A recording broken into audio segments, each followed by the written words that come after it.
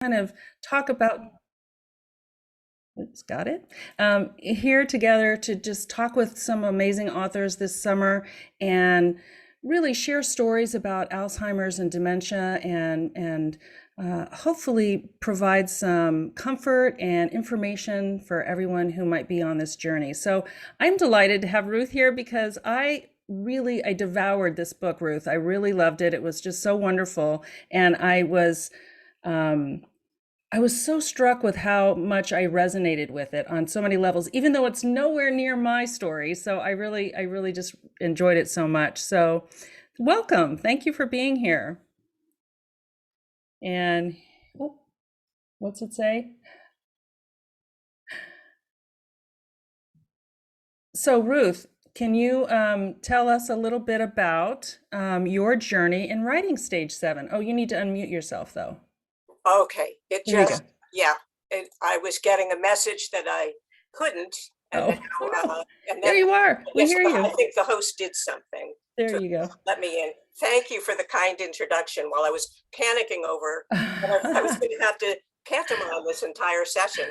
No, well, and you probably can because I know you're a woman of many talents. Because tell us a little bit. I love your journey on this novel. So if you could tell us a little bit about that, I think that would be interesting for everyone. Sure. Well, thank you for the kind comments, and I just want to thank HFC and all its authors, for choosing Stage 7 to lead off this summer book series. I'm very honored by that. So the journey, Stage 7 is a work of fiction, and but as they like to say in Hollywood, it was inspired by true events, and it began with my mother, Muriel Port Stevens, who was a great lady. She was a community leader and was for many years the manager of the Rhode Island Philharmonic Orchestra. And here is a Oh, picture of wonderful. her.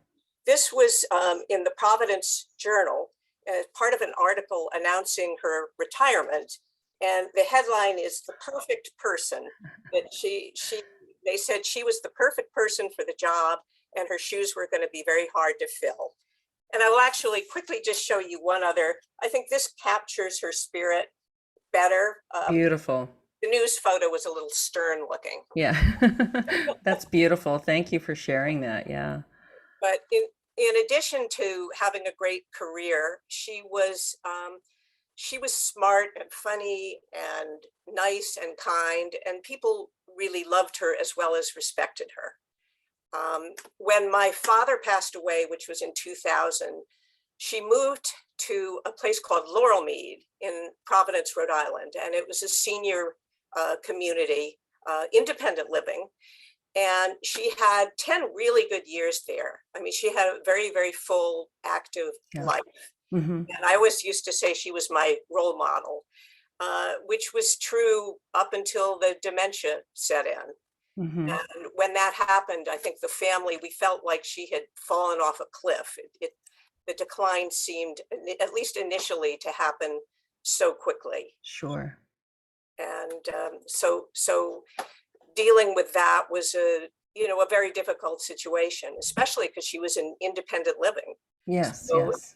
the research sources weren't there in-house, to help her. So we Yeah. really had to scramble to uh, manage her care and, Yeah.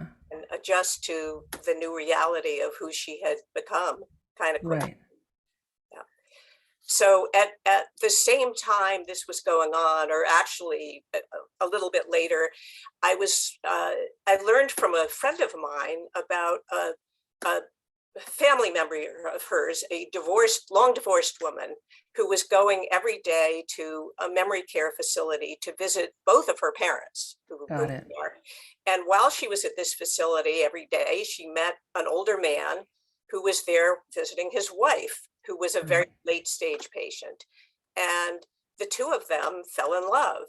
Wow. Yeah. I didn't know these people, but it just seemed like a romantic story to me. It just seemed like a stuff of romance and conflict and drama.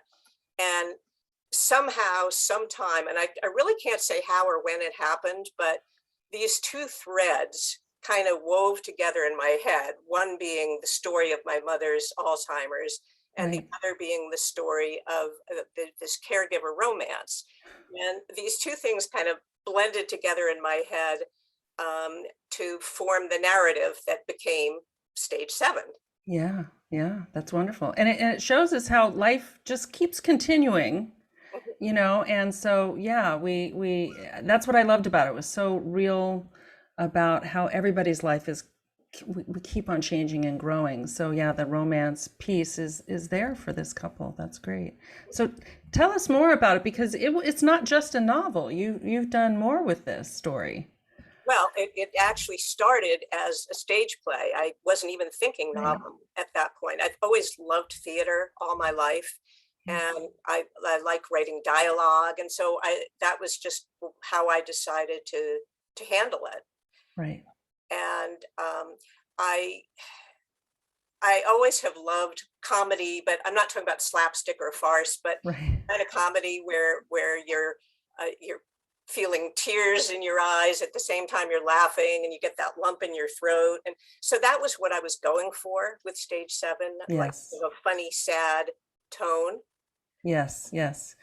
And I think that your dialogue is so sharp that way. So it does definitely bring that out.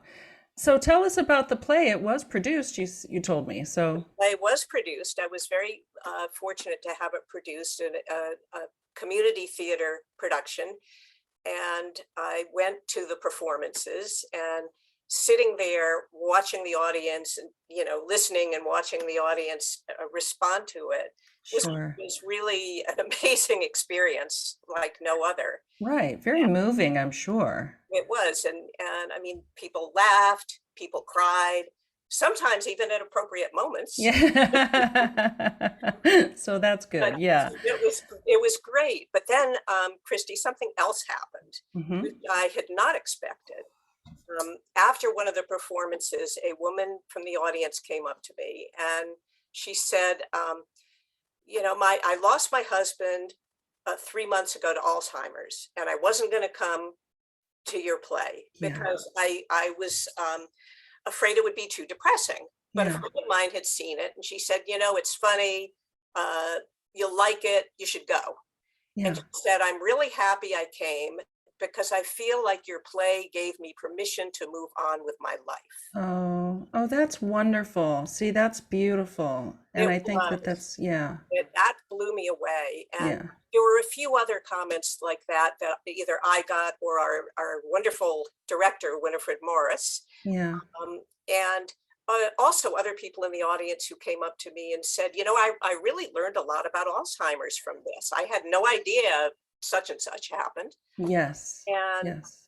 and so with all of that, I think that's what inspired me to change the goals for the project and to expand it into a novel, because I Wonderful. could tell a more complete story about the Alzheimer's, and also about the caregiving challenges, and cast a wider net, because it Yeah. was so hard to get a play produced. Right, yes.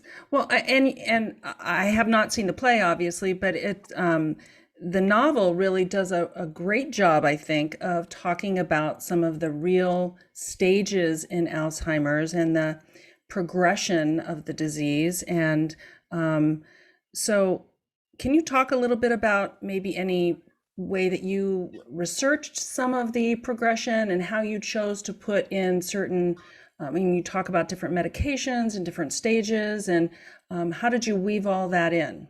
Okay, well, some of it was really based on my mother's Yeah, experience, because the character of Dolly, in the book, who's based on my mother, yeah, is kind of an exaggerated version of my mother's personality.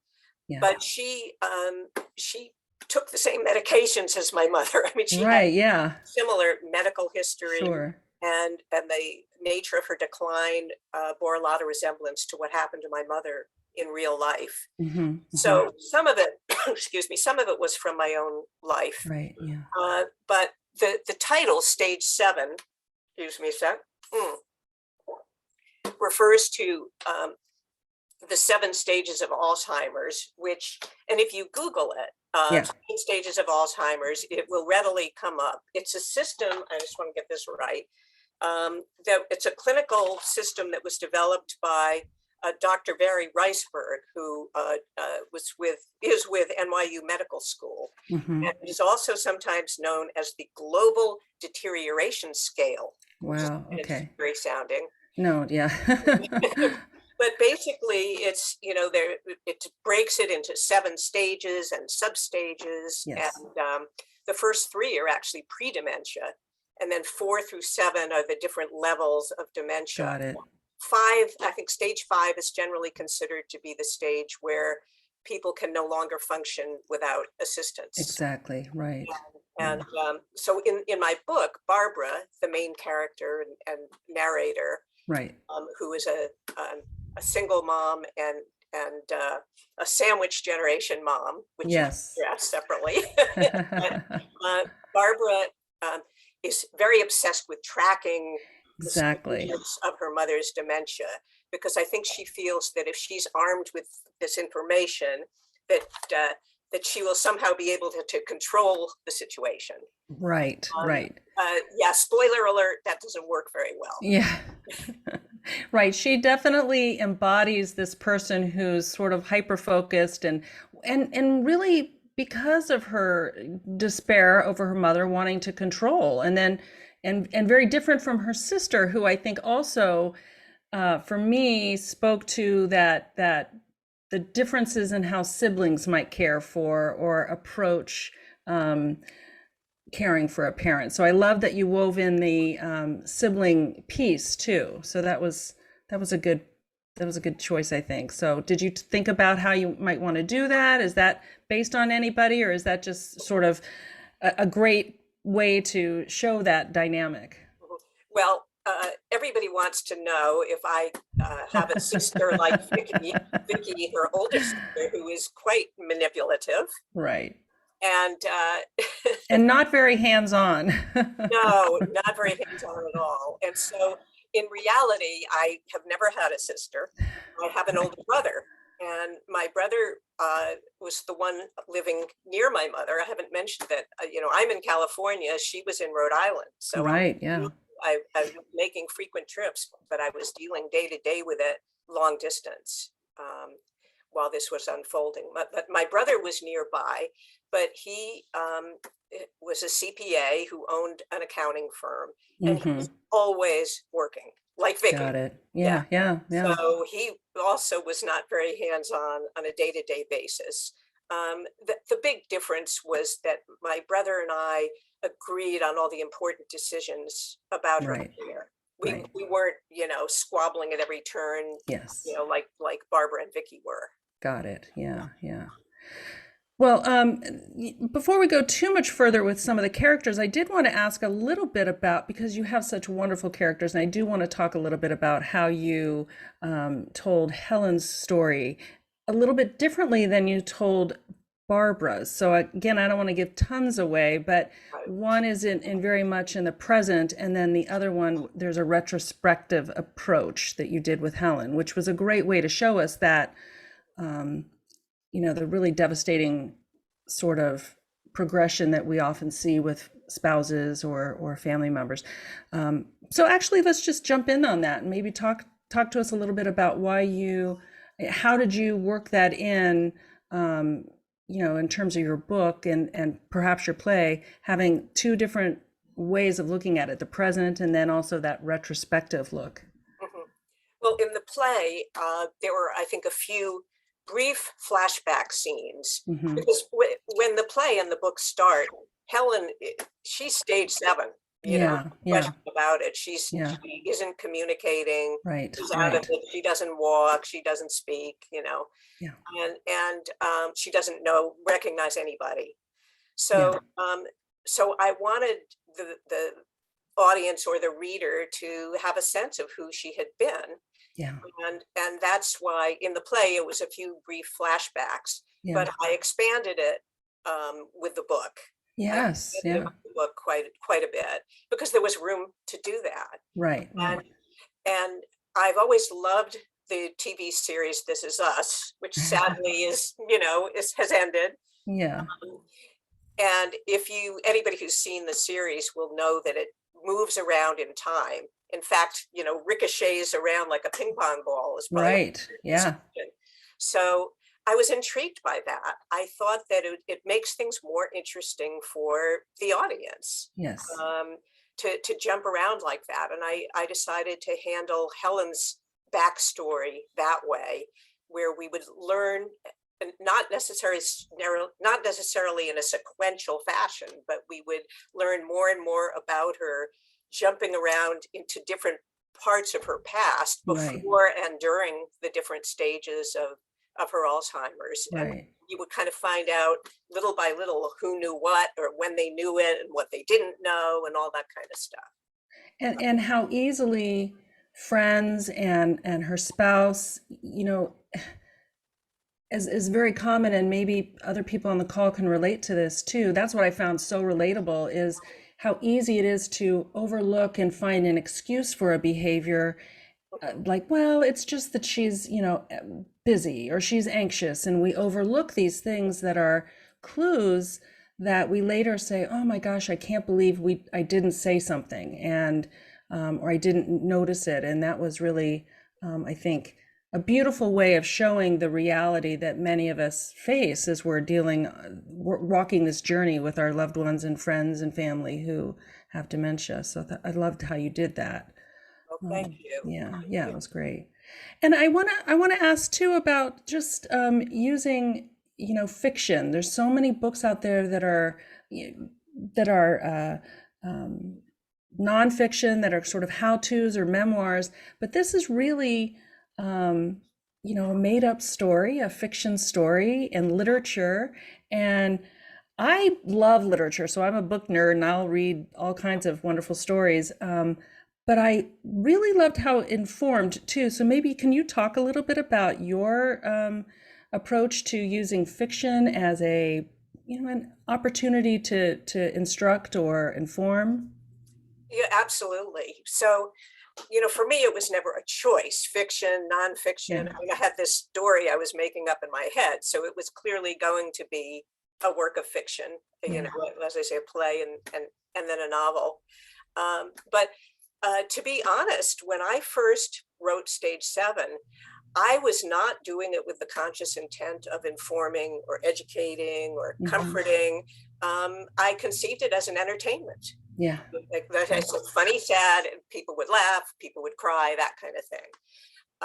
So it really came later when I had that epiphany of seeing how it impacted people in a bigger way. Yeah. Um, Right. but that's when I realized, oh my God, I actually, without even trying to, I informed and educated people, and fiction, and also gave them some comfort. And Hmm. Hmm. and and I think fiction can really dig deep into the story of a dementia patient and their family. I Yes. think in doing so, the reader gets a fuller understanding of what the disease is like and how it affects everybody.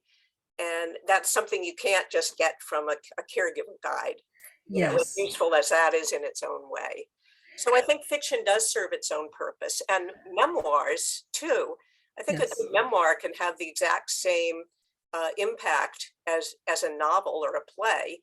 A memoir kind of straddles both sides. It's nonfiction, but it tells a story.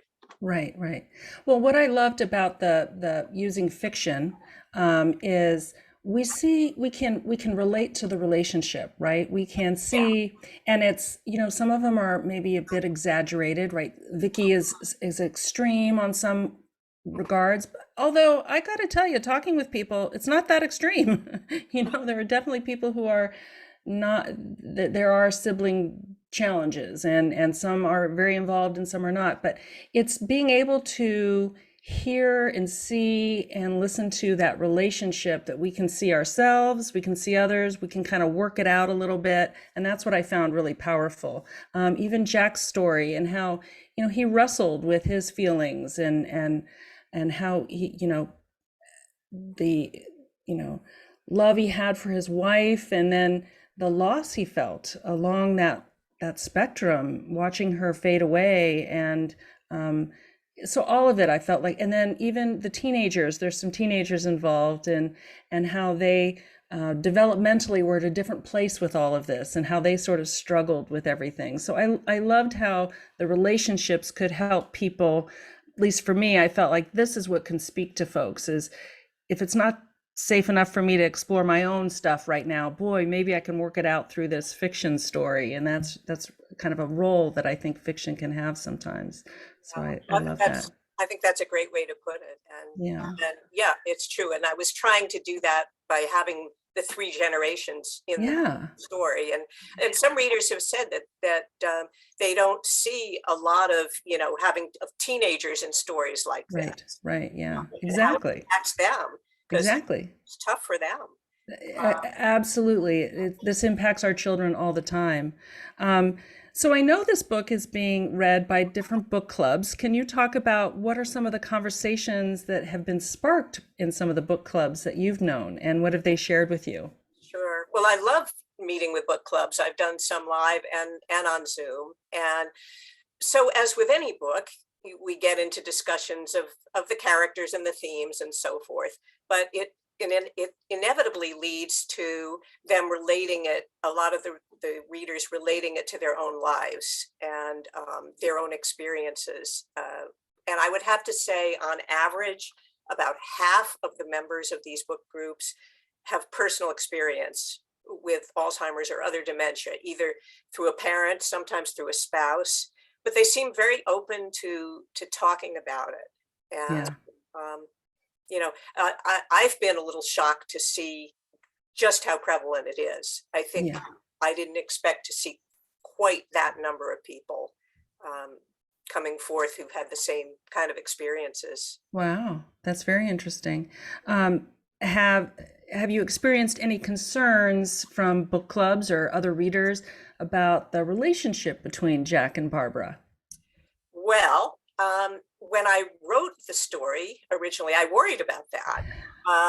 Oh, listen to me. I'm channeling Barbara with the warrior. With the warrior. Barbara is a big warrior, as you will learn if you read the book.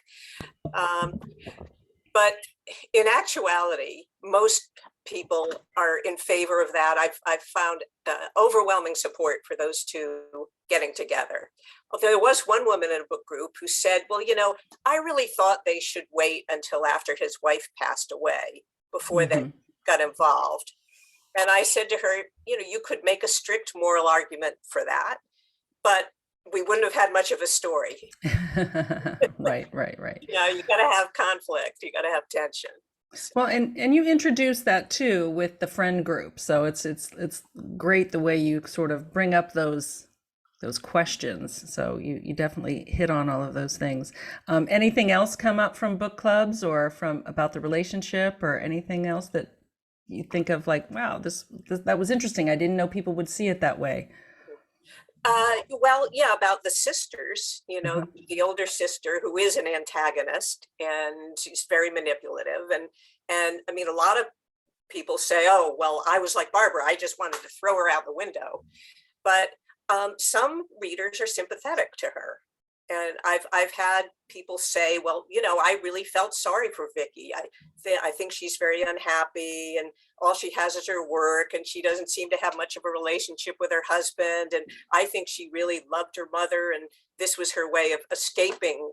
She just couldn't handle it. So work was her way of escaping from the reality. And, Yeah, yeah. and that was surprising to me. That was something I hadn't expected to Huh. hear. Yeah. Yeah. So, I would love to hear some of your stories. So, if you are prepared, I would love to hear you read a little bit from your book I and happen I happen to have it. happen to have a copy. Yeah, Excellent. That's great. my bookmarked copy.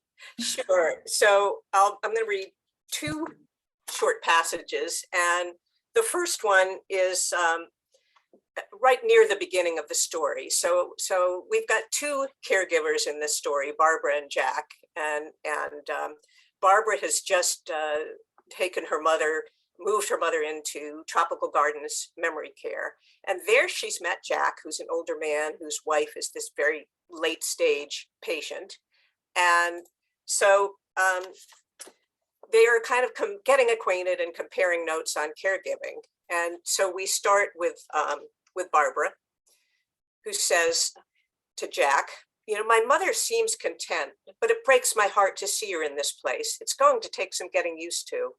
Jack nodded. I know. It's a bit like having a young child again. Just when you think you've figured out how to handle things, they move on to the next phase. Trust me, you'll find a way to cope with the different phases as they come. Will I? It helps to hear that. I feel so fearful these days. It's natural to fear the future, said Jack, but I even fear the past. Sometimes I'll worry retroactively about something that might have happened but didn't. Jack looked puzzled. How does that work? I paused, deciding how best to illustrate the concept of retroactive worrying. Let's suppose I host a Sunday barbecue and the weather's fabulous. I'll remember that the previous Sunday it poured all day long, and I'll say if the barbecue had been last week, it would have been ruined. Jack responded to this with a hearty laugh. That sounds exhausting, he said. I noticed he had a way of laughing with his eyes as well as his mouth. I smiled back at him. It is exhausting. I'm well known for my worrying skills. Just as I said that, I began to worry I'd been dominating the conversation. Is that one of your strong suits as well? I asked. Oh, not so much, he paused. For me, worry has given way to resignation, I suppose. For a long time now, Helen hasn't been speaking or reacting to anything, except music sometimes to help her eat. I asked if Helen had been like Ma in the early stages of the disease. You're asking if she was unaware of the changes taking place? I nodded. A shadow crossed Jack's face and he stared down at the floor. No, he replied, his voice little more than a whisper. That's not the way it was with Helen. So fast forward a few weeks, and Barbara and Jack have been spending a lot of time together. And they're developing a closeness, and they go out for a drink for the first time. And in the scene that follows, now Barbara is visiting her manipulative sister, Vicky, and she mentions the drink with Jack, and we'll begin with Vicky's reaction. Are you effing kidding me? Vicky shot up in her chair, assuming a pose of rigid attention.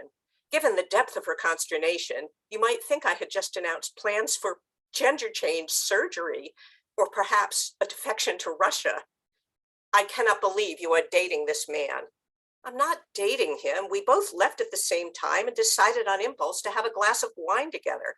I don't get why you have to sound so disapproving. For one thing, he is married. She spoke in that same tone my daughter always used whenever she said, duh. So the two sisters argue for a little bit about, Jack, and then Vicky says sarcastically, maybe you should create a spreadsheet to analyze this. You could list all the reasons in favor of a relationship in column A and the reasons against in column B. That's not a bad idea. Vicky threw her hands up in the air. It's a terrible idea, Barbara. I was joking. You can't let an Excel program decide your life for you, she groaned. I'm sure Jack is a great guy, but you can't expect me to jump for joy over you getting involved with a man who's more than 20 years your senior and who's caring for a gravely sick wife. It could mean a world of hurt for you. Besides, Ma needs your attention now more than ever. The flaps of my tent started folding inward yet again. I guess you're right, but maybe I'm agreeing only to please you. Vicky gazed up at the kitchen clock. Look, I don't have time for this discussion. I need to go through my work emails before bed. I got up to leave. One more thing. The nurse would like to meet with us tomorrow. It's Ma's 1-month evaluation. You name the time. Oh, no way. We're doing inventory tomorrow. It'll be a madhouse. But the nurse said it's important for both of us to... The nurse needs to understand the division of labor in our family. You manage Ma, I manage my company. The real issue is you can't bear to be around tropical gardens, Vicky. Well, I admit hanging out with the inmates is not my favorite pastime ever, though it may be my most expensive. Vicky never missed an opportunity to grumble about the fees. Do you think I find it amusing? I do it for Ma. I know, and I stand in awe of you for that. The elder care gene is not in my DNA, Vicky said. If I spent a full day there, I think my head would explode.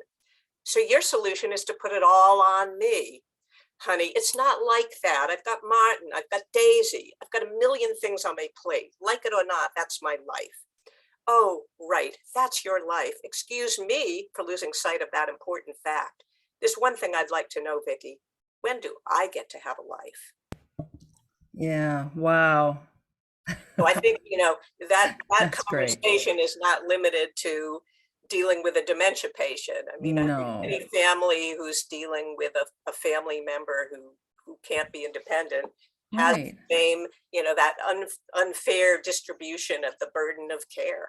It's Right. really Right. common. Exactly. And I again going back to how fiction can really help us kind of work through some things. That whole scene with the sisters is just so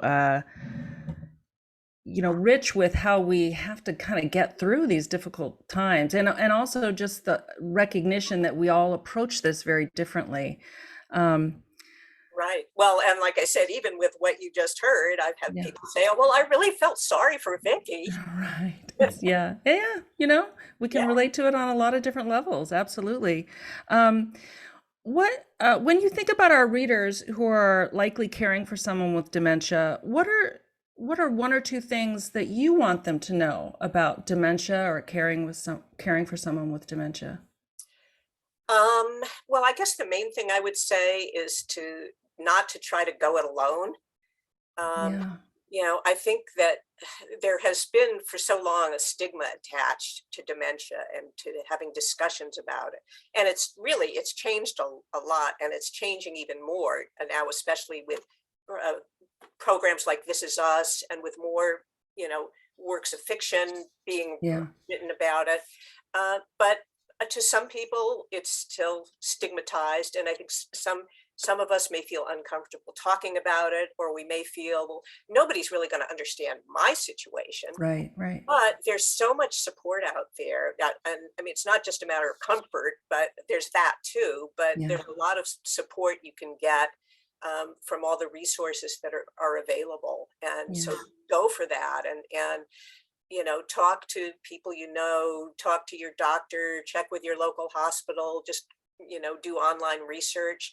Um, Here in LA, there's a group called Alzheimer's Los Angeles, which Right. is a really wonderful organization. They have all kinds of programs. Wow. So, there are, I'm sure, a lot of other local groups that are like that too. So, Yes. yeah, Yeah. just don't try to figure it all out by yourself. Yeah. And we didn't talk about this, but you indicated you're on the West Coast and your mom was in Rhode Island. Yeah. So, as a long distance, daughter, caregiver, were there any things that you like had to learn to do being long distance? What kind of challenges did you face, and how did you approach those? Mhm. Well, I made a lot of trips to Rhode Island Okay, yeah. and had You got a lot of miles, right? You got a lot of a lot of frequent miles, flyer had miles. a lot of phone discussions with Yeah, my mother and my mother's caregivers, and with her doctor. So yeah, that was another thing. There is a minor character in the novel called Dr. Sam, a concierge doctor, yeah, and that was, based on my mother actually had a concierge doctor yeah, who was a godsend because yeah, he was always just available. And if I wrote him an email that was 2 paragraphs long, within an hour, I'd have an email back that was 8 paragraphs long from him. yeah. He really took the time to help and to, help us cope with the whole situation. Yeah, that's terrific. That's Yeah, terrific. That's definitely a development, I think, in the right direction, concierge doctors. And I think, and now you were saying your mom, it was back in early 2000, correct? Yeah. It was actually she died at the end of 2014. Okay, okay. Because we So weren't yet all like Zoom experts yet.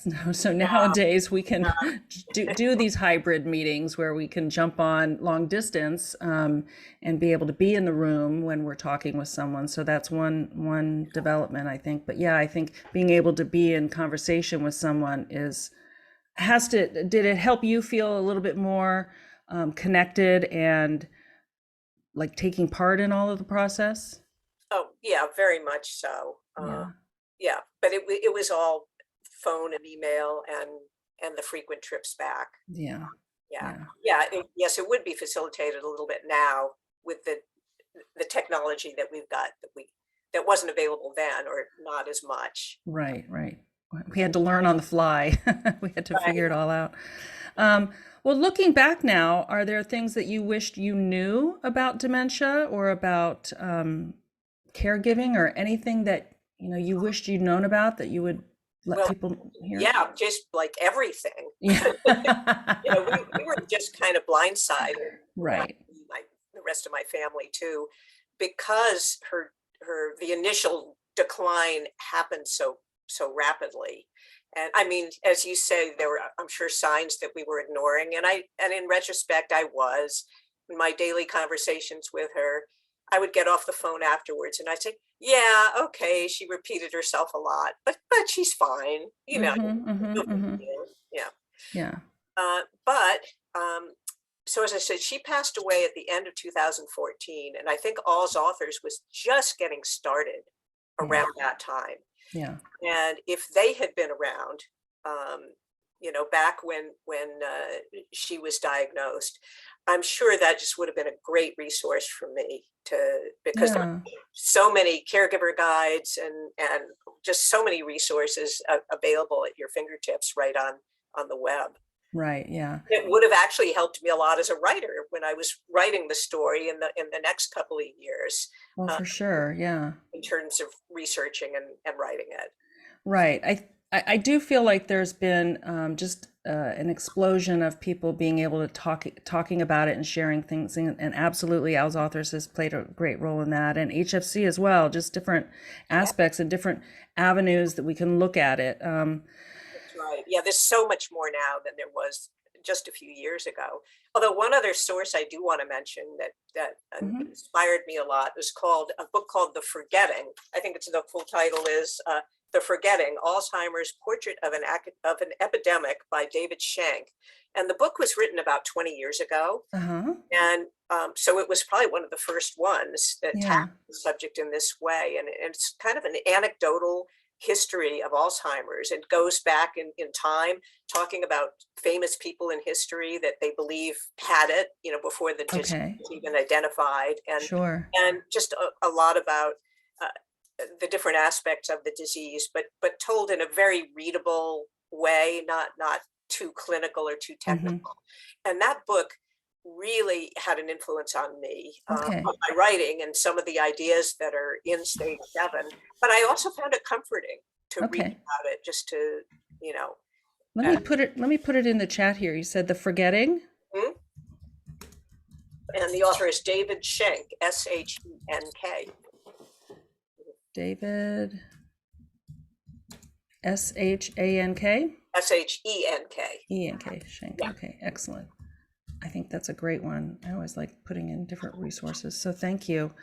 Um, so just kind of before we get to some questions from audience and more conversation, this boy, caregiving, long distance, close up, all of this, it's such a struggle. And we see the story from struggle that Barbara had and Jack had and the different folks.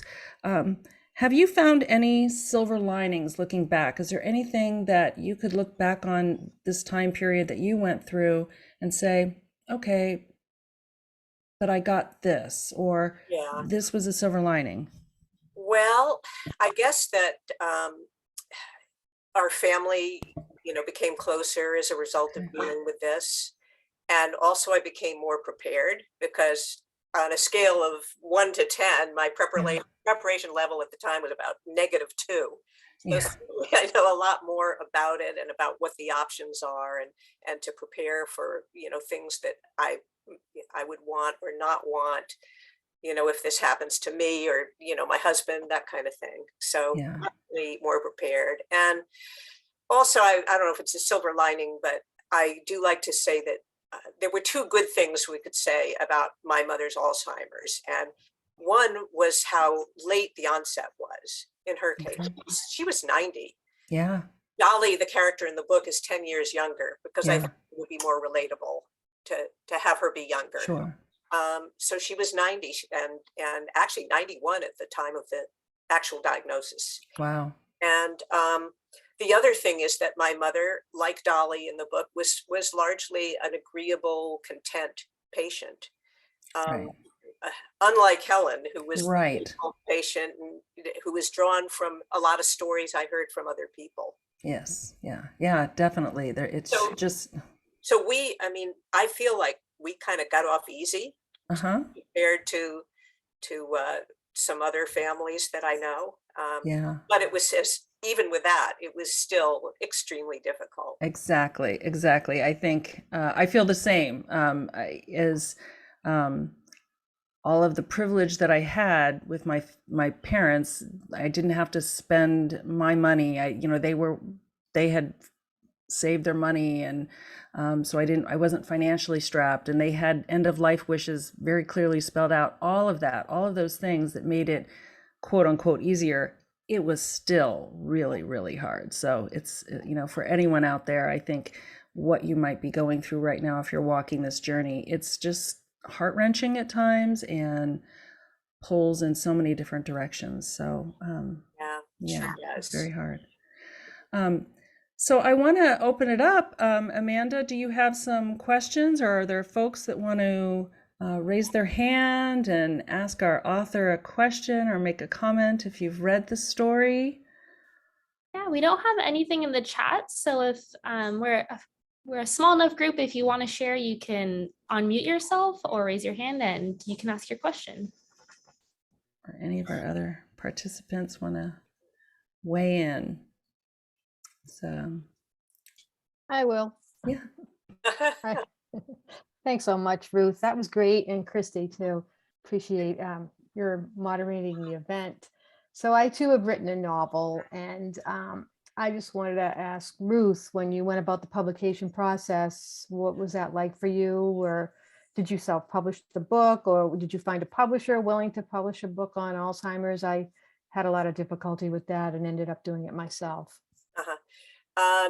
Well, it was a long journey. I spent a long time looking for an agent, and then I got an agent, and then the agent didn't work out. And at that point, I couldn't go to another agent. So I decided to look into various methods of self and indie publishing, and went with what's known as a hybrid publisher, which is like a cross between self-publishing and traditional, because the publisher actually gives you a lot of support as a traditional publisher would, but it's also like self-publishing, and that it's not free.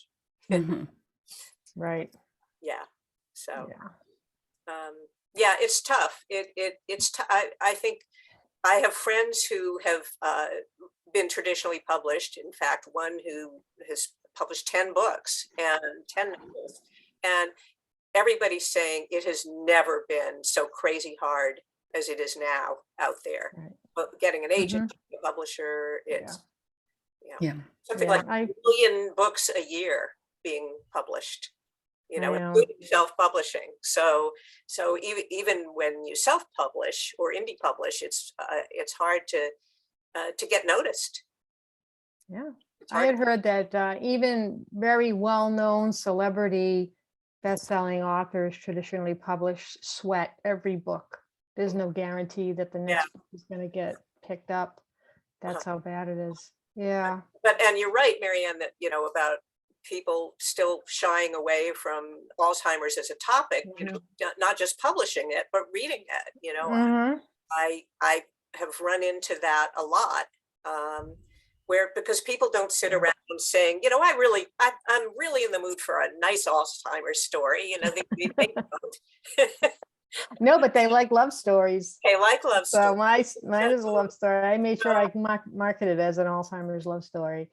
And that's how I go about trying to market it. But I actually had a one woman, when she saw my book at a book event, walked up to me and said, "What's the book about?" And I said it's an Alzheimer's love story. She did this. Oh.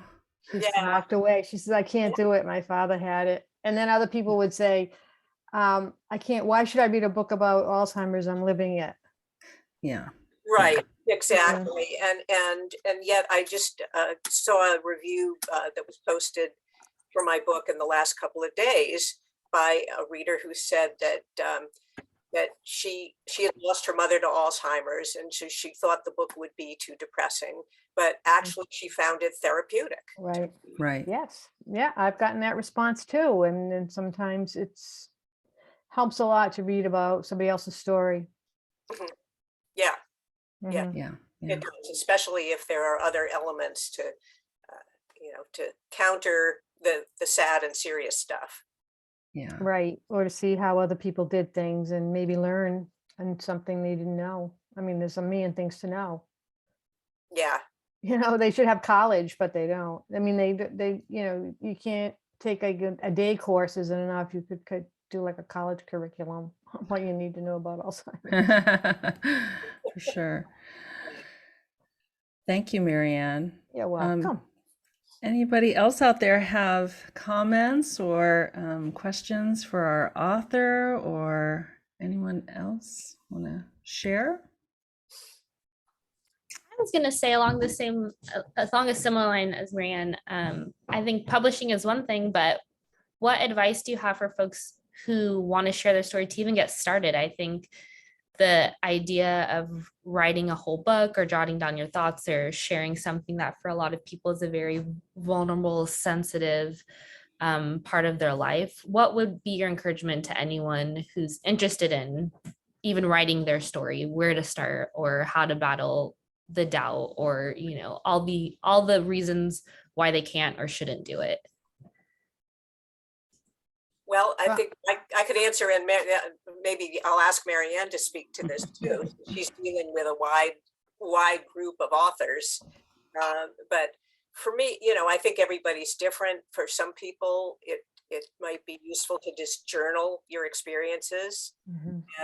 and then from that you can decide if you want to, if you're just doing it for yourself, or if you want to develop it into a short story or an article, a blog, any of those kind of things. Mhm.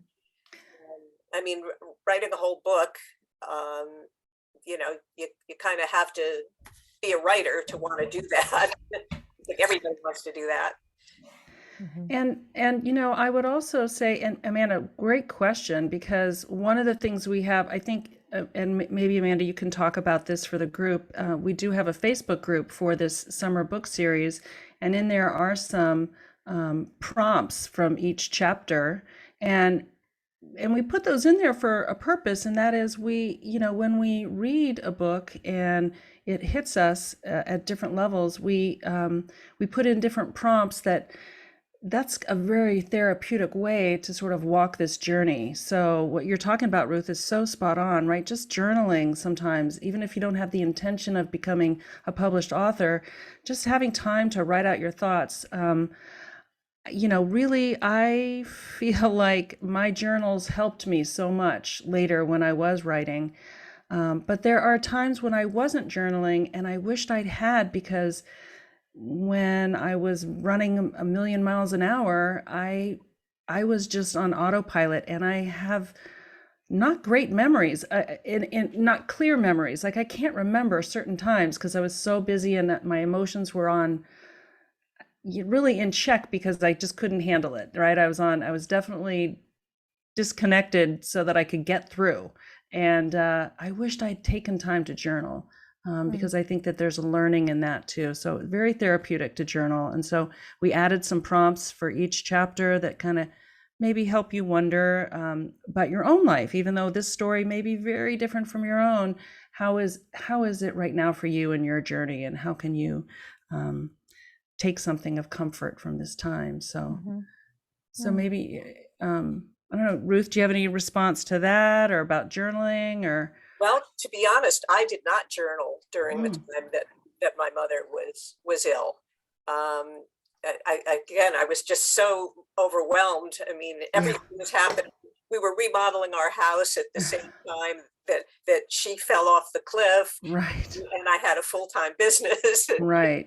So, Real life right there. Yeah. So yeah, wasn't doing any journaling and or even any writing, because in my job I was in PR and advertising, and I wrote all day long, and the last thing I wanted to do at the end of the workday was to sit down and write something else. Right. So I get that. so it really happened after I quit my day job, and my Yeah. husband passed away. And by then, because of the lack of journaling, it was like, okay, well, I'm just going to make this stuff up. But That's it's re- something that works. not a approach I would Yeah. recommend. Yeah. But I wanted to add though, especially if you were the caregiver, the hands-on person or the person in kind of in charge, if you have saved paperwork over the course of this experience, you are able to rebuild a big part of your story. And that could be anything from, just letters, papers that you get from doctor visits, hospitalizations, medications they were on, correspondence that you might have had, emails with family members, text messages, all of those things can be saved and retrieved. And so later on, you can start piecing things together that way. Yeah. If you didn't blog, but a lot of people journal. And I know a lot of the books in our collection were written based upon journaling. It's a very therapeutic process. And another way is to keep a blog or even like a private Facebook group. It doesn't have to be public. But Right. what a lot of people who are experiencing a catastrophic illness will do is to either have some kind of a private blog, a Facebook group, or something on Caring Bridge to document each day's activities. You give special people, the ones that you want to be in the know, access to that.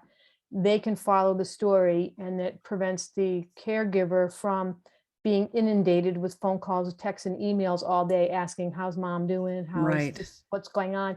You put it all there and people can actually find it on their own and keep in touch. And then at the end, you have all of that put together. Yeah. And you can keep a blog, and people actually, there's a process called blogging a book, and you can turn your blog into a book.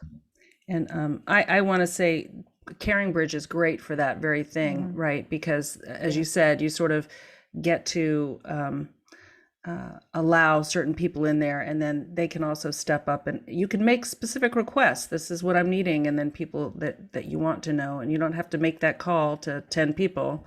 They've got it. So other thoughts from other folks? We've got other Al's authors here, or Amanda, anybody else want to chime in?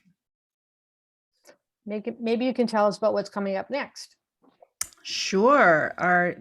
Anyway, I do want to say, Ruth, I love this. I'm so glad you were our first book of the summer series. This was great. I loved it that it has humor and definitely places where my heart was tugged.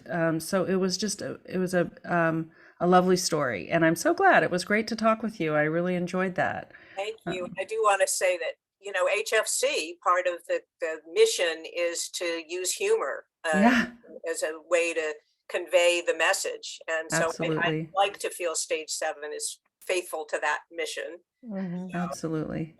I appreciate it. I'm glad you enjoyed it. I did.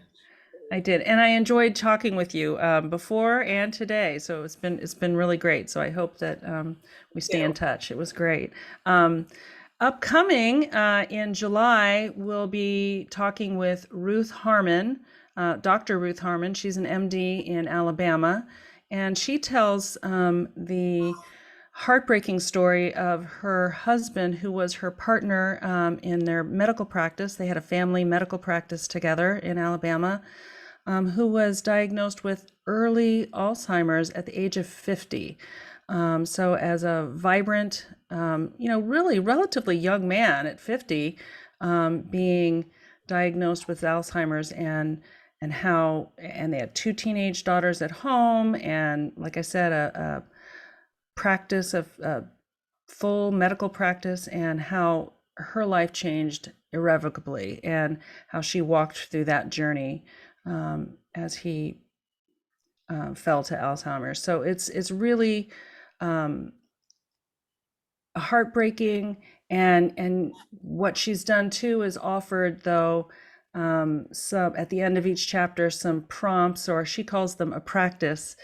Here's learnings that she got through the time, things that she did well, things that she has learned. This is something that might help you. So it's a very user-friendly kind of it's a memoir with then some how-tos and some helpful strategies that you might be able to use. So I found it really moving to read, and so I will recommend that one as well. And then, yeah, then we'll have another book. I'll be sharing my book with you in August. So we'll be talking about the sandwich generation, which is my special jam here, raising kids while also managing the care of aging parents or aging loved ones.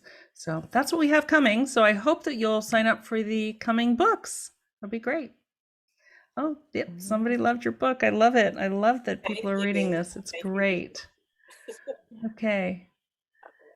Amanda, any last words from HFC? I just wanted to say thank you again, Ruth, for joining us. And to all of All's authors, this is a partnership we definitely want to cultivate and grow more, get more people reading these books. We know it's a hard story to tell. And really, there's not a ton out there. I know, Marianne, we spoke, and there's not a lot of options, and not everyone's story has been told yet. There's, Alzheimer's affects everyone from all walks of life, all ages, ethnicities, backgrounds, and we definitely want to encourage more stories to get put out there so people can find themselves on these pages. And Ruth, I think you did that for so many people, so thank you for sharing. Yeah, like Christy said, we're going to have 2 other books we'll be promoting, and we're going to be leaning a little bit heavier into that Facebook group. So HFC will send a follow-up email to all of you wonderful attendees, and we'll have a link there where you can continue to join us if you'd like. And we're just so grateful to have you all here today. So thank you for joining. All right. Thank you. Thank you so much. Thank you, Christy. Thanks, everyone. Thanks, everybody. Goodbye.